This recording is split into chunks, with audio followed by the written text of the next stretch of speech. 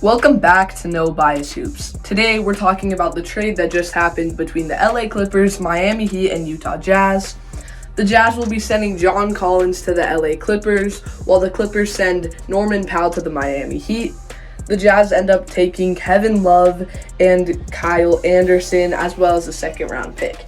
Kevin Love will likely be bought out, so the trade really is just Kyle Anderson and a second to Utah for John Collins, while the Clippers end up trading Norman Powell for John Collins.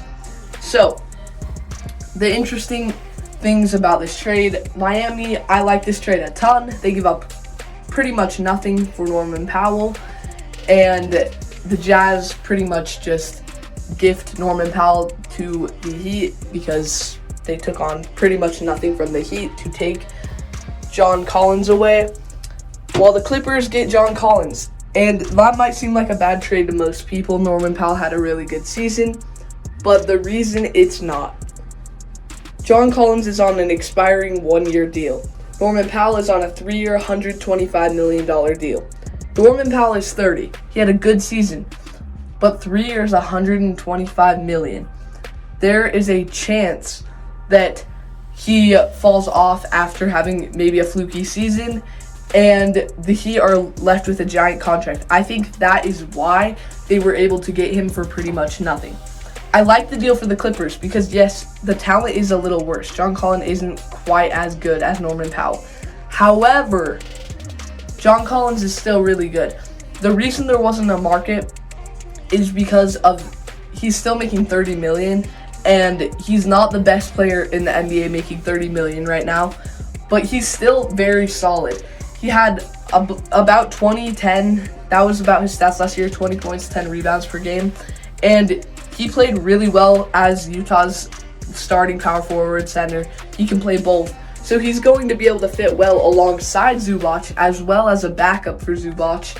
And the Clippers get off Norman Powell's contract, which gives them more cap flexibility this offseason.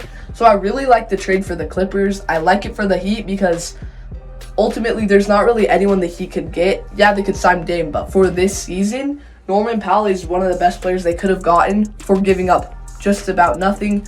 And for the Jazz, it's great. I think they have their 9 young guys plus Lauri Markkanen that they want to play. And that's why they traded Colin Sexton, traded John Collins, and waived Jordan Clarkson so that they can play their 9 young guys plus Lauri Markkanen. And then when injuries happen, they now have Kyle Anderson. They now have Jusuf Nurkic. And then they still have guys like Sviatoslav Mikhailuk. So the Jazz are doing, like, they didn't get much back for Jordan Clarkson, Sexton, and Collins. But really, at the end of the day, they were all expiring contracts. They would have either had to overpay them or let them walk at the end of the season. And maybe they could have gotten a little more at the trade deadline. But I like these trades for Utah. I like the trade for the Clippers. And I like the trade for the Heat. This will end up being a win-win trade no matter what, as long as Norman Powell doesn't really fall off for the Heat. So I like this trade. Let me know what you think. Thank you so much for watching. Like, subscribe, and see you next time on No Bias Hoops.